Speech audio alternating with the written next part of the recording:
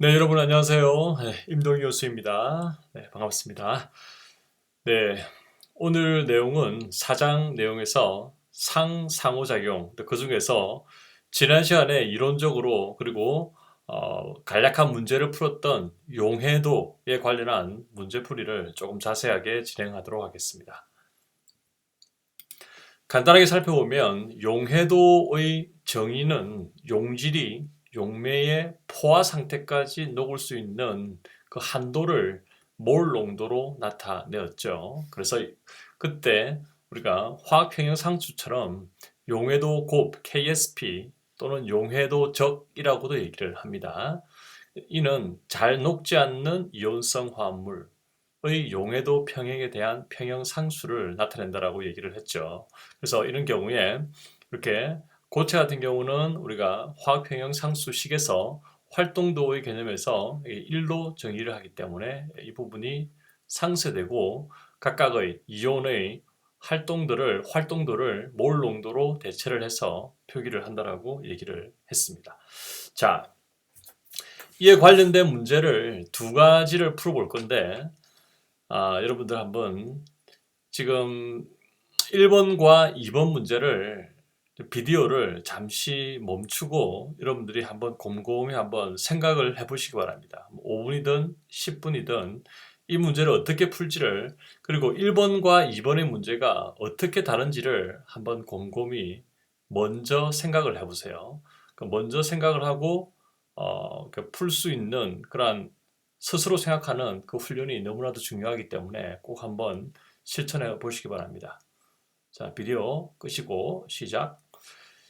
자, 1번 문제는 물속에 0.1몰의 그 아연, 징크가 녹아져 있습니다. 근데 그 중에서 99.9%를 침전시킨다고 합니다.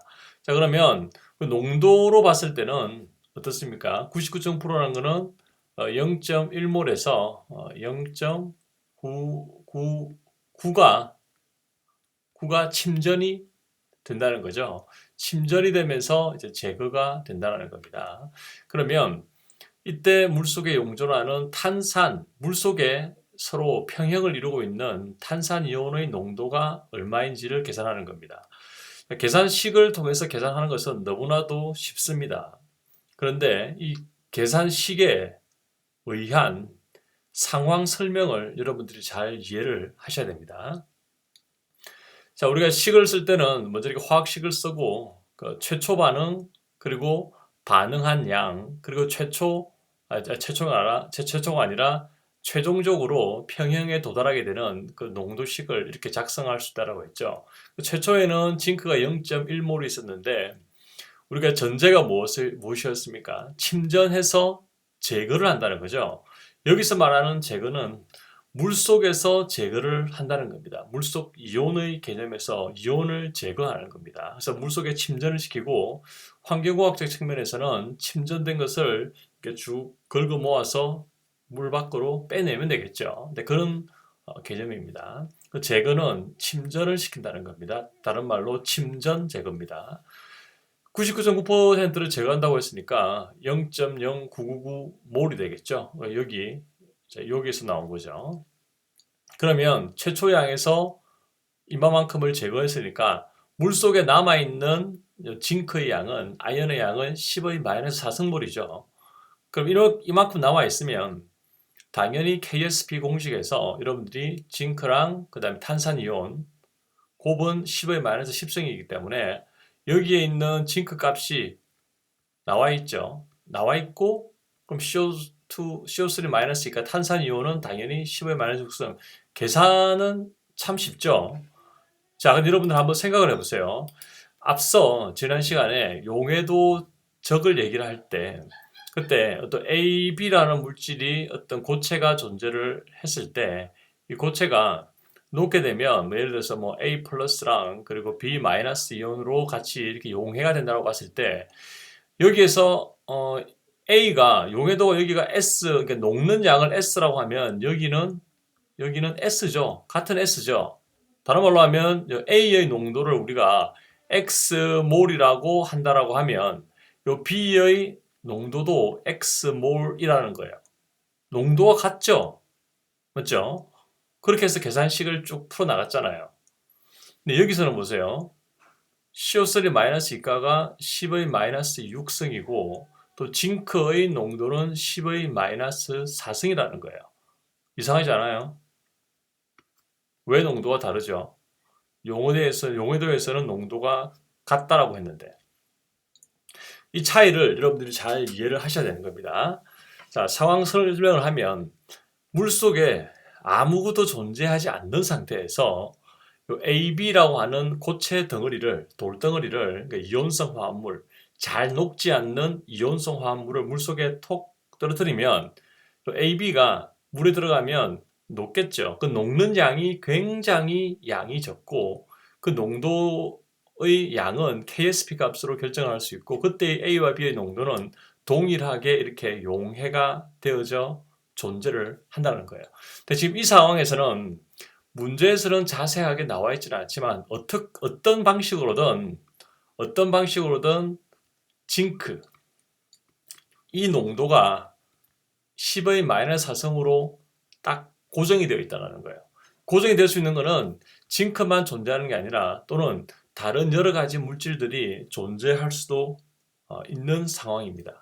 그래서 이런 상황은 조금 더 자세하게 여러분들이 이해를 해야 되는 것은 여기서 말하는 징크는 물속에 10의 마이너스 4성으로 고정되어 있다라고 생각을 합니다. 고정되어 있을 수 있는 상황은 징크나 탄산이온 이외에 다른 물질들도 이렇게 존재를 해서 어떻게든 이유는 어떻든 징크는 10의 마이너스 4성으로 딱 고정되어 있을 수밖에 없는 상황이라고 여러분들이 이해를 하셔야 됩니다. 그렇기 때문에 물속에서 이 징크 농도가 고정되어 있기 때문에 그 고정된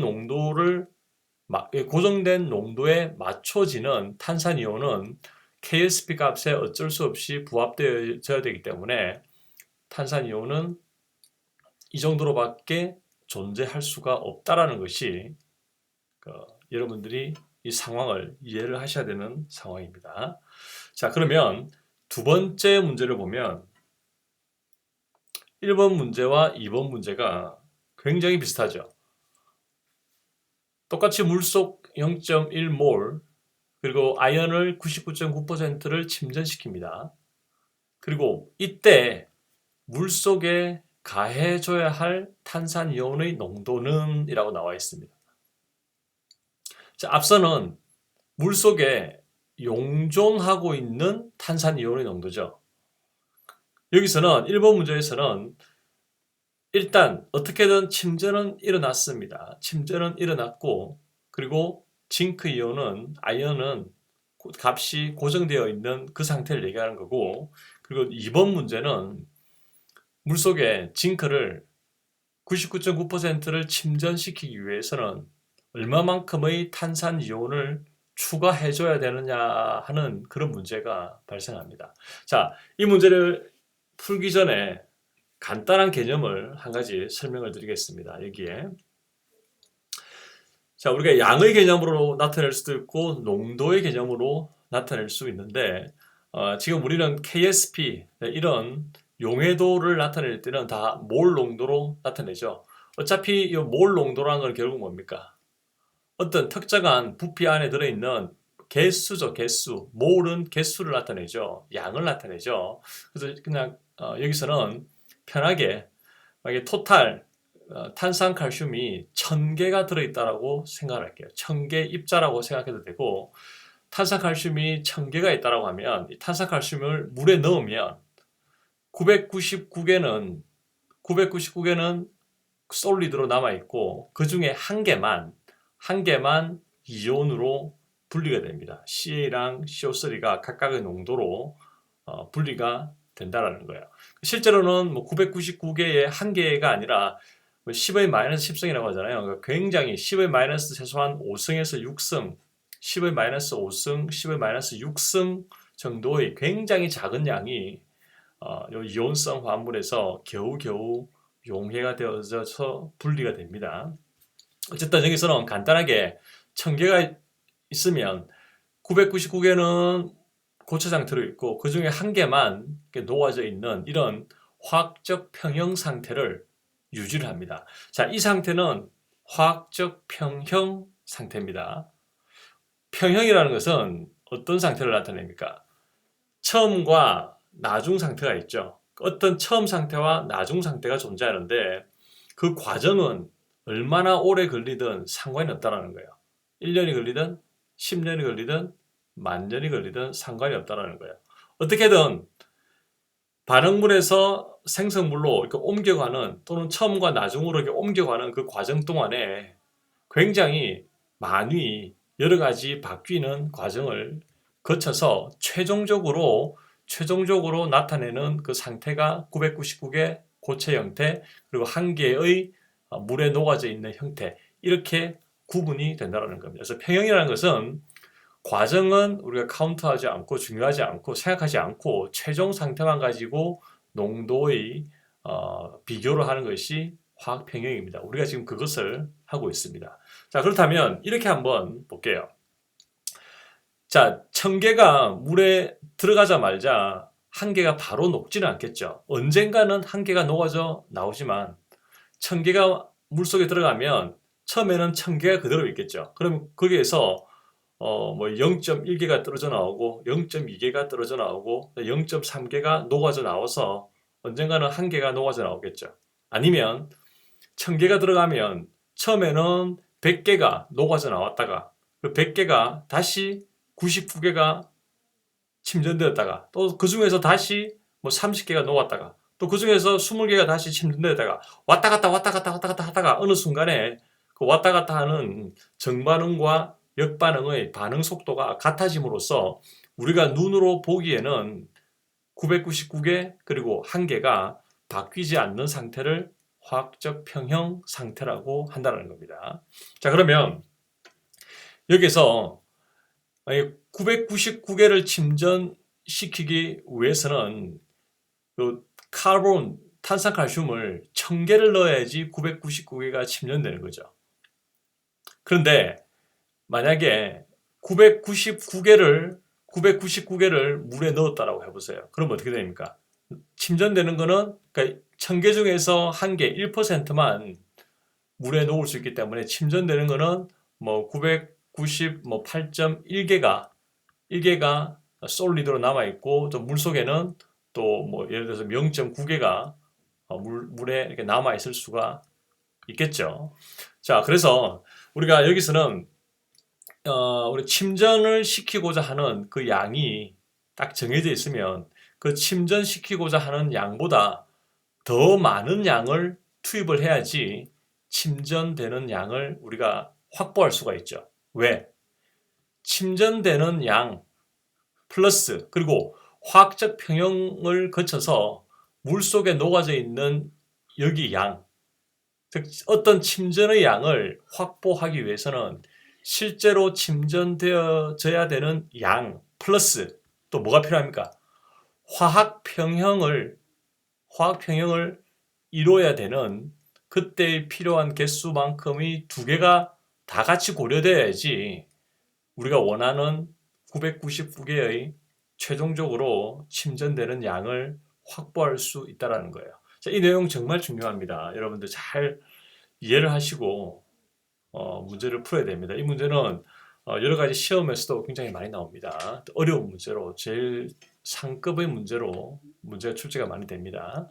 자, 여기서 보세요. 그러면 문제를 이해하면 물속에서 0.1몰의 아연을 99%를 침전시키기 위해서 필요한 탄산칼슘 양이 있겠죠. 맞죠? 왜? 징크의 양에 해당하는 탄산이온 양이 있어야지 두 개가 합해져 가지고 침전이 되니까. 그렇죠? 그래서 99.9%를 침전시키기 위해 아연에 해당하는 탄산이온의 양이 1차적으로 필요하죠. 그게 이겁니다. 이거. 그리고 플러스 뭐가 있어야 됩니까? 침전만 되면 끝납니까? 아니죠. 아연과 탄산이온은 물속에서 KSP를 기준으로 화학평형을 이루기 때문에 화학평형을 이룰 때의 그때 필요한 탄산이온의 농도를 더 고려해줘야지 우리가 최종적으로 원하는 침전 양을 확보할 수 있겠죠. 그래서 1번 문제가 앞에서 했던, 여기 보세요. 99%를 침전시킨다고 할 때 물속에 용존하는 탄산이온의 농도, 이게 지금 두 번째 요거의 값을 나타내는 겁니다. 자, 한 번 더 다시 얘기를 하겠습니다. 자, 우리가 화학 평형에서 용해도에서 고체가 침전되는 그 전체 프로세스를 한번 천천히 살펴볼게요. 자, 이게 물인데 물 속에 이게 아연이 있습니다. 아연이 있고, 물론 이 아연은 물 속에 혼자 존재하지 않습니다. 아연하고 다른 음이온이 존재하고 있겠죠. 그렇지만 그건 생각하지 않고, 아연이 물 속에 100개가 존재하면 여기에 탄산이온을, 여기 탄산이온이라고 합시다. 탄산이온이 물 속에 들어가면 두 개가 만나서 침전이 일어나죠. 근데 아무 때나 침전이 일어나지 않는다는 거예요. 자, 아연이 100개가 있고 탄산이온이 한 개만 들어가면 요 두 개의 농도의 곱이 얘 농도의 농도를 곱해서 그 농도가 KSP 값을 넘지 않으면 침전이 일어나지 않습니다. 그렇죠? 그게 용해도의 정의죠. 근데 100개의 아연이 있다가 한 개의 탄산이온이 들어가면 KSP 값을 넘지 않기 때문에 침전이 안 일어나는데, 탄산이온이 2개, 3개, 4개, 5개, 6개 계속 들어가다 보면 어느 순간에 아연과 그리고 탄산이온 농도를 곱했을 때 그 곱의 값이 KSP 값에 해당하는 그 순간이 오겠죠. KSP 값에 해당하는 순간이 오겠죠. 그때까지는 침전이 발생하지 않는다라는 거예요. 그 상태, 침전이 발생하지 않는 그 상태가 아연과 CO3-2가가 포화된 상태라고 얘기를 합니다. 그럼 침전은 언제 일어나느냐? 징크랑 그다음 탄산이온이 포화 상태에서 그 순간에서 뭐라도 하나 더 들어오면 탄산이온 농도가 더 높아지면 그때서 그 포화된 농도 이상의 잔존 물질이 침전을 발생시킨다는 거예요. 이게 침전을 발생시키는 전체적인 프로세스입니다. 근데 이 프로세스를 조금 다른 방법으로 해석을 해볼게요. 자, 어떻게 해석을 하냐면 굉장히 시간을 마이크로 아니라 시간을 뭐 양자역학적 단위로 이렇게 나눠서 한번 생각을 해볼게요. 자, 먼저 징크를 99.9% 제거를 하기 위해서는 징크의, 그러니까 아연의 99%에 해당하는 탄산이온의 99.9%를 투입해야겠죠. 그래야지 아연과 탄산이온이 동일한 양으로, 동일한 농도로서 서로 만나가지고 99.9%가 침전이 발생하겠죠. 그 양이 첫 번째입니다. 그래서 탄산이 들어가야지 아연이 제거될 수 있는데, 그 제거되는 아연만큼의 탄산이온 양을 투입을 해야겠죠. 그게 첫 번째입니다. 자, 그러면 지금 현재 굉장히 찰나의 순간인데, 그 찰나의 순간에는 어떤 현상이 벌어질까요? 자, 물속에는 우리가 원래는 100%의 아연이 있었죠. 100%는 우리가 최초에 0.1몰로 정의를 했죠. 일단 우리가 퍼센트로 합시다. 징크가 100% 있었는데 아연이 100%에서 침전되는 게 99.9%가 아연이 침전됐어요. 그럼 남아있는, 근데 이 99.9%를 침전하기 위해서 탄산이온을 얼마만큼 넣었습니까? 탄산이온도 동일하게 99.9%를 넣었다는 거예요. 그럼 얘 두 개가 만나가지고 침전이 발생하겠죠. 그러면 물속에는 그 당시 굉장히 찰나의 순간의 물속에는 탄산이온의 농도는 제로죠. 우리가 탄산이온 농도를 99.9%를 넣어줬지만 그 넣어준 것은 다 뭐로 바뀝니까? 얘로 바뀌죠. 고체로. 그러면 아연만 0.1% 존재하고 물속에는 탄산이온이 존재하지 않겠죠. 그럼 어떻게 됩니까? 이게 화학적 평형을 이루지 못하기 때문에 이 고체가 고체로 유지가 될 수 있을까요? 고체가 고체로 유지될 수 없습니다. 왜? 화학평형을 맞춰야 되기 때문에. 화학평형 KSP라는 것은 어떤 물질이 태어날 때부터 가지고 있는 특성을 수학적으로 표현해 놓은 거예요. 그러니까 고유 값이라는 거예요. 그러니까 그 물질은 태어날 때부터 그런 KSP 값을 가지고 있다는 거예요. 농도의 비를 가지고 있기 때문에 그 물질의 고유한 성질이기 때문에 바뀌지가 않습니다. 그래서 여기에 고체가 만들어져 있고 그 다음에 징크가 존재하고 탄산이온이 존재하지 않는 이런 상태는 존재할 수가 없다라는 거예요. 왜? KSP 값을 맞춰야 되기 때문에 이 상태가 되면 탄산아연에서 이렇게 탄산아연 고체가 녹아져 나오는 현상이 발생한다는 거예요. 녹아져 나온다는 것은 처음에는 99.9%를 침전시켰지만 99%를 침전시키기 위해서 탄산이온이 99.9%만 들어가면 고체가 만들어지긴 지지만 물속에 탄산이온이 존재하지 않기 때문에 그 고체는 99.9%의 침전을 유지할 수가 없고 다시 물속으로 녹아져 나온다는 거예요. 이건 개념적인 설명입니다. 자, 그럼 어떻게 될까요? 이 고체가 다시 녹아져 나오지 않게 하기 위해서는 여기 아연이 0.1% 존재하는데 이에 상응하는 탄산이온의 적절한 농도, 즉 KSP에 해당하는 적절한 농도를 넣어주게 되면 고체에서 녹아져 나오는 그런 현상은 발생되지가 않겠죠. 그래서 첫 번째는 반복하지만 첫 번째는 고체를 99.9% 제거하기 위해 필요한 양, 첫 번째죠. 두 번째는 KSP의 화학적 평형을 유지하기 위해 필요한 CO3- 이가의 양, 그 두 개가 필요하다는 겁니다.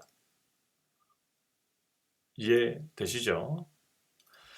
자, 그 두 개를 같이 고려해야 되고, 이 두 번째 계산은 우리가 1번 문제에서 했던 내용이죠. 그래서 결국은 이렇습니다.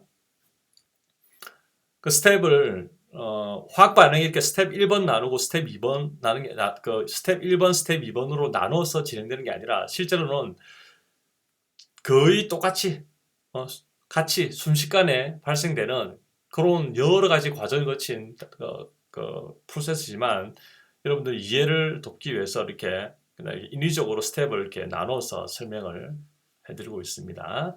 그래서 여기서는 방금 했던 말을 내용에다 정리를 했으니까 한번 읽어보세요. 아연이 99% 침전될 만큼의 탄산이온 농도도 필요하고, 이게 1번이죠.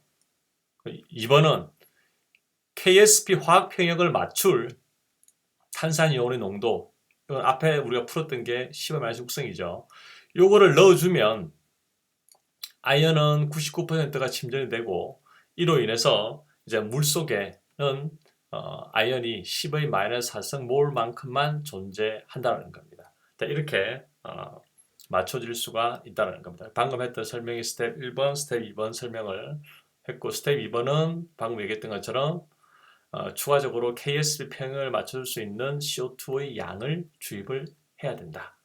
그래서 결국 토탈 우리가 물속에 넣어줘야 되는 양은 첫 번째는 99.9%의 아연을 제거시키는데 상응하는 탄산이온의 양, 그리고 여기는 물속에 남아져 있는 이온의 화학적 평형 KSP 값을 유지하기 위해서 필요한 탄산이온의 양, 그 두 개를 합하면 이런 값이 나온다는 거예요. 그래서 이만큼을 딱 물속에 넣어주면 우리가 물의 컨트롤을 할 수 있다는 거죠. 물속에 들어있는 아연의 양을 0.1%만 남겨놓고 그렇게 유지를 할 수가 있다는 겁니다.